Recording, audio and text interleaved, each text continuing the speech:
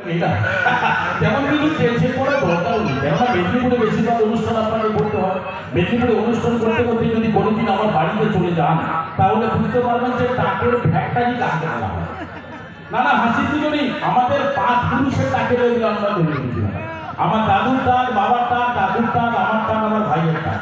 ঘটনা হাসাচ্ছে ঘটনা করে জানেন না, আমরা যখন সবাই একসঙ্গে খেতে বসি না, মনে হয় যেন তবলা সে নিচ্ছে।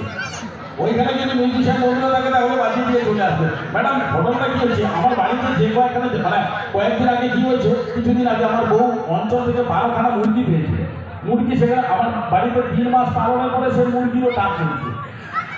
মানে এখন সমস্যা আলাদা। আমি শুধু ভাবছি যে মাছের যদি টাক করে দিত তাহলে কি হতো। কেউ জাল ফেলে দিয়ে বলতো ও সে মাছটার হালকা টাক করছে তাকে ছাড়বে।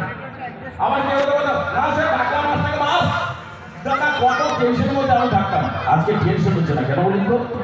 আপনার মতো সঙ্গীত শিল্পীর কাছ থেকে আমরা গান শুনছি, দারুণ লাগছে গান। এইভাবে আপনি সঙ্গীত পরিবেশন করুন। আমরা